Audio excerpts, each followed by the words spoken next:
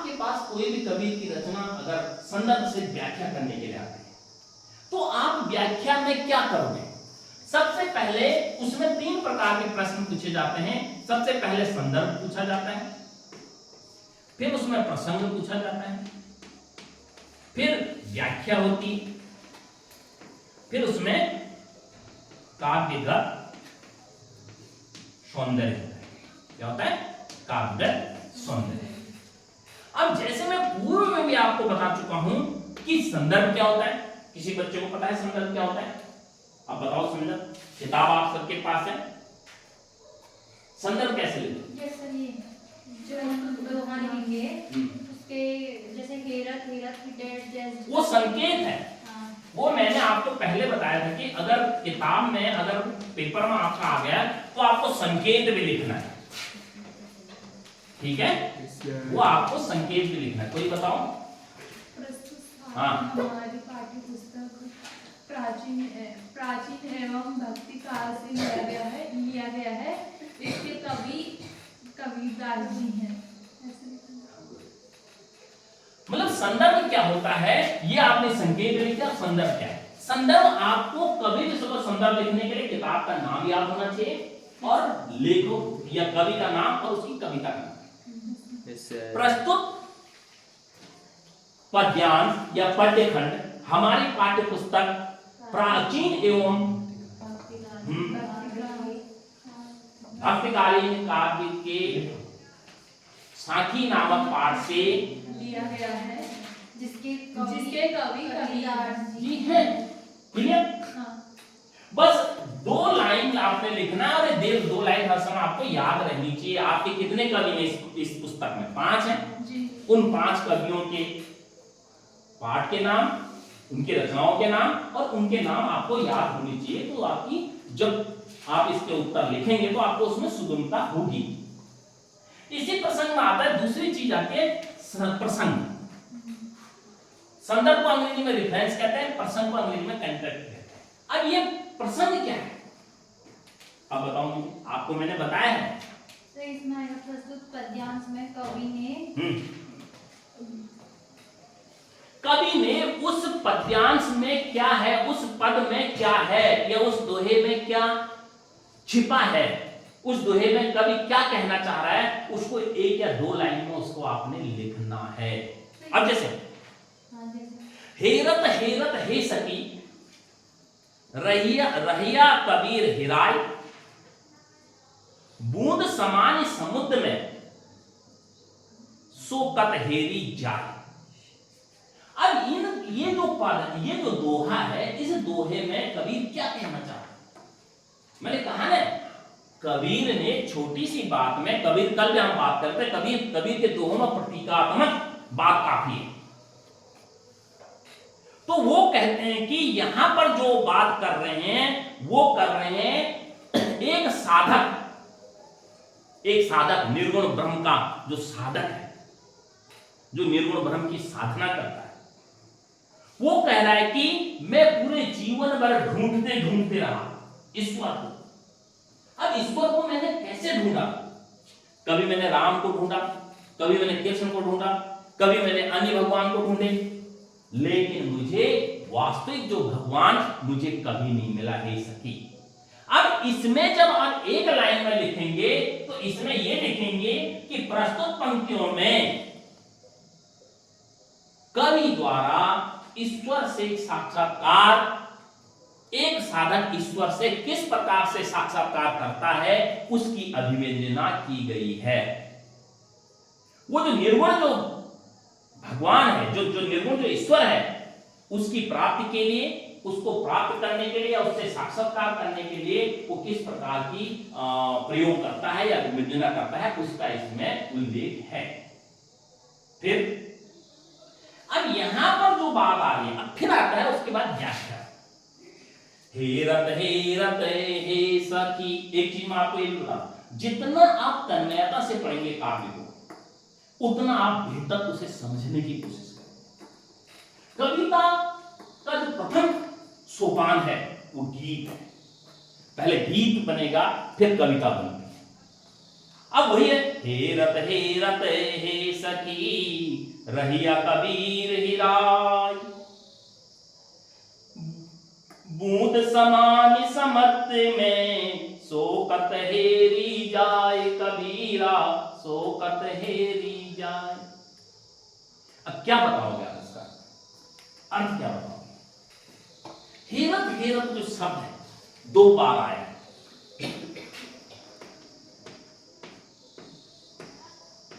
क्या अर्थ है हेरत? हेरत हेरत का अर्थ है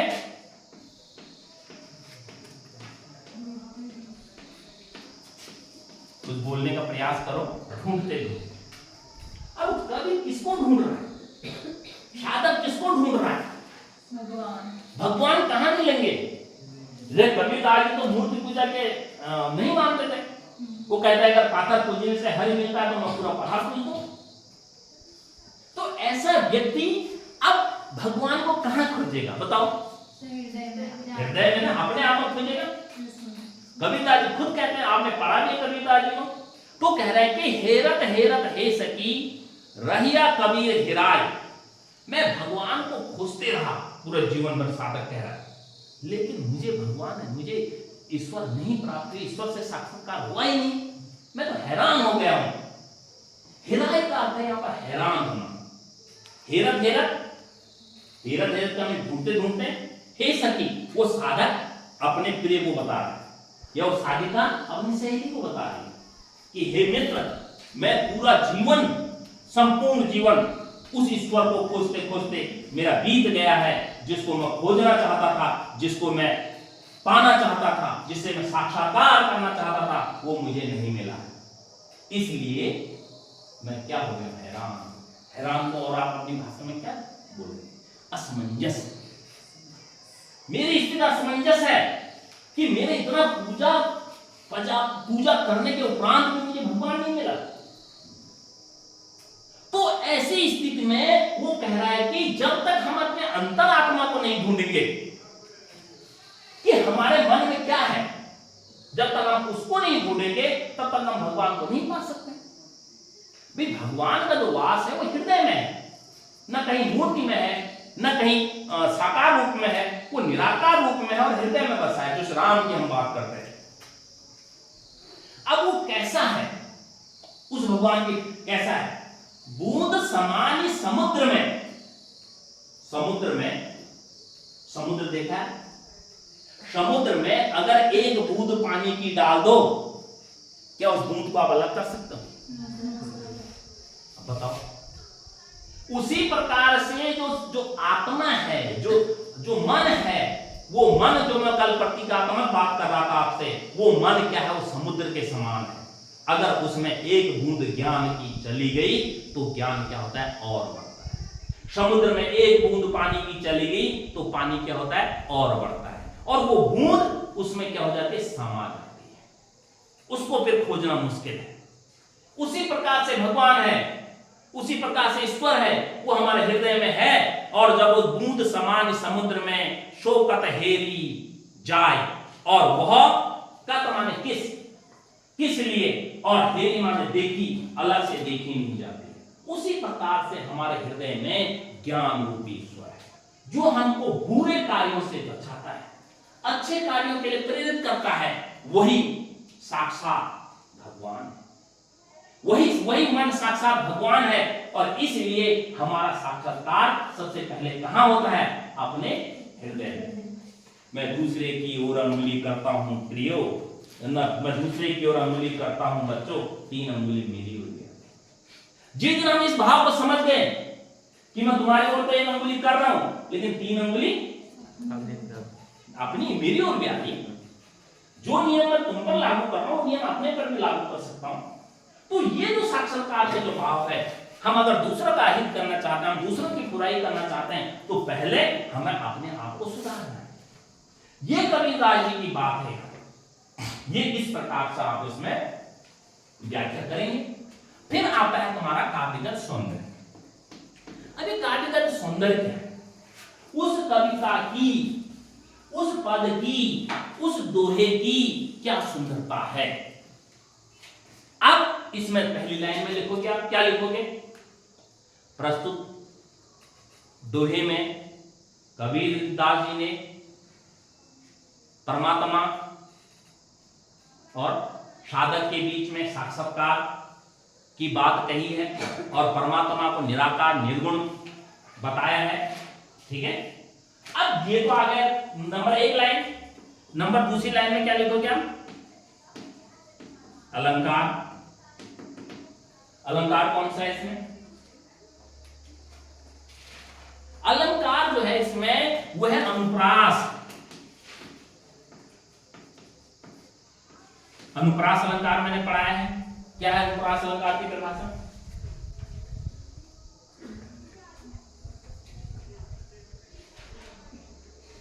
शांत क्यों हो? जहां पर एक वर्ण की बार बार आवृत्ति होती है, बोलो आप। जहाँ पर एक वर्ण की बार आवृत्ति होती है उसे अनुप्रास अलंकार कहते हैं। उसे अनुप्रास अलंकार कहते हैं। बोलो कोई उदाहरण। रघुपति राघव राजा राम। अब इसमें रॉ वर्ण की बार बार आवृत्ति हुई है ना। अब जैसे हेरत हेरत, ह वर्ण की बार बार तो आवृत्ति हुई है। हेरत हेरत हे सकी, ह 3 बार आ गया, रहिया 4 बार आ गया, हिराय ही कितने बार? 5 बार ह आया है। बूंद सौ और हे, ये कई बार इस जो दोहे में, इस दोहे में ह और सौ वर्ण की कई बार आवृत्ति हुई है, तो इसमें कौन सा अलंकार होगा? अनुप्रास। क्लियर? एक चीज मैंने आपको फिर अलंकार के बाद क्या आता है? रस। रस कितने हैं हिंदी में? 11 रस है। तो कबीरदास जी ने तो श्रृंगार रस को कभी बात नहीं करी है। श्रृंगार रस की परिभाषा क्या है? हमने पद्मावती समय पढ़ा था। पद्मावती समय में चाहे हमने पृथ्वीराज रासो की शारीरिक सौंदर्य की, पृथ्वीराज चौहान के शारीरिक सौंदर्य की बात करी या पद्मिनी के शारीरिक सौंदर्य की बात करी, तो उसमें कौन सा रस था? श्रृंगार। अब लेकिन कबीर ने जो दोहे लिखे, उन दोहों में सामाजिकता, समाज पर आधारित है। उन दोहों में किस प्रकार से सुंदरता, किस प्रकार का वर्णन किया है? उन्होंने 2 प्रकार के अनुमंतों की रचनाओं में 2 प्रकार के रस हमको मिलते हैं। एक मिलता है शांत रस, दूसरा मिलता है अद्भुत रस। अद्भुत रस जिसका स्थायी भाव है विस्मय, अद्भुत रस। ठीक है, तो वो अद्भुत रस का उल्लेख यहां पर किया गया है। कौन सा रस है? अद्भुत रस। तो 11 रस हमने आपको बता रखे हैं। कौन सा रस है? अद्भुत रस। ठीक है, उसके बाद आता है रस हो गया, अलंकार हो गया, रस हो गया, 2 नंबर, 3, चौथा नंबर हो गया छंद। छंद आप बता चुके हैं कौन सा छंद है।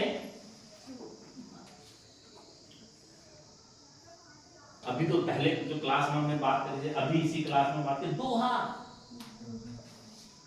छंद कौन सा है? दोहा। दोहा की परिभाषा क्या है?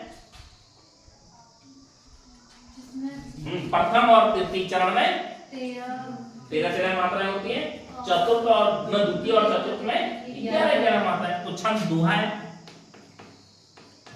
गुण, अब मैं इतना ही लिखो क्या, और से ज्यादा गुण। गुण कितने बताए थे मैंने? गुण आपको 3 बताए मैंने, माधुर्य, प्रसाद और ओज। माधुर्य जो गुण होता है वो श्रृंगार रस में होता है, जहां पर नायक नायिका का वर्णन किया जाता है, सुंदरता का वर्णन किया जाता है, वो है। प्रसाद जो है वो शांत और अद्भुत इनमें होता है। ओज जो होता है वीरता में होता है, जहां पर क्रोध, वीरता ये भाव होता है उसमें। तो इसमें गुण क्या है? प्रसाद। ठीक है, ये चीजें आपको ध्यान में रखनी चाहिए। जब आप संकेत लिखेंगे, फिर संदर्भ लिखेंगे, फिर प्रसंग लिखेंगे, फिर लिखेंगे उसमें व्याख्या, फिर काव्य का सौंदर्य, तो आपका एक दोहा का व्याख्या पूरी भली भांति हो जाएगी। इस चीज को आपको ध्यान में रखना है। Thank you.